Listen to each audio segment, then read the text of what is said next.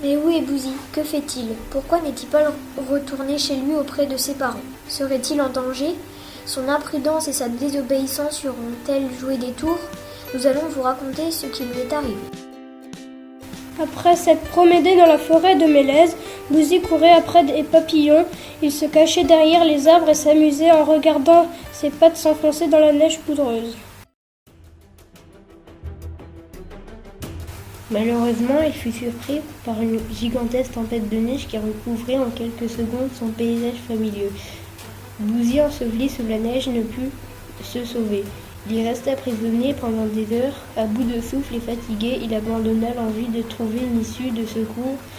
Il se résigna et accepta la situation. Mais son aventure ne faisait que commencer. Quelques heures plus tard, il fut réveillé par des bruits au loin, des bruits d'hommes. Il les reconnaissait parmi tous les autres. Ses parents lui avaient appris à se méfier de cette espèce animale. Depuis quelque temps, en effet, les villageois les plus proches avaient lancé une chasse effrénée contre les animaux de la forêt, et surtout contre les lynx et les loups. Ils les accusaient de voler leur nourriture, d'attaquer les enfants. Dans le groupe des chasseurs, il y avait une petite fille du nom d'Aputika, qui signifie neige. Elle avait un visage ovale, le teint blanc, les cheveux longs et châtains. Ses yeux bleus étincelaient de malice. Dans son œil droit, il y avait une tache marron, semblable à celle que l'on retrouvait sur le pelage de Bouzy. Aputika était toujours accompagné de son fidèle compagnon, un lièvre blanc, Wapi, qui signifie heureux. La petite fille n'aimait pas la chasse et elle ne croyait pas aux rumeurs du village sur les attaques faites par les lynx. Elle aimait et respectait profondément la nature.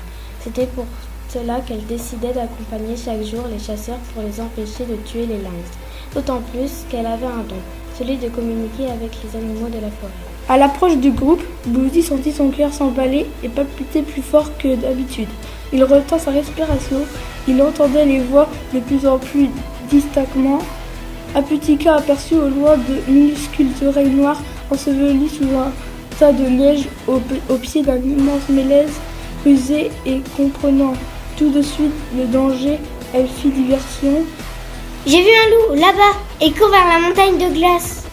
Aussitôt, tous les chasseurs se précipitèrent en direction des montagnes de glace. La petite fille et son fidèle compagnon s'avancèrent lentement vers Bouzy et lui murmura à l'oreille.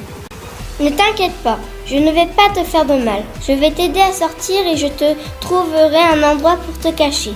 Fais-moi confiance. » Aidé de Wapi, Aputika, les doigts gelés par le froid, sortit le jeune lynx de son piège blanc. Apuré et fatigué, il se serra contre la petite fille et l'enlaça dans ses bras pour le réchauffer. À ce moment-là, une superbe aurore boréale apparut, toute vêtue de vert. Elle étincelait magnifique et magique. Les trois paires d'yeux de nos jeunes compagnons étaient comme hypnotisés. C'est là qu'ils conclurent ensemble un pacte, celui coûte que coûte de trouver le moyen d'instaurer à nouveau la paix entre les habitants du village esquimau et ceux de la forêt des Mélèzes.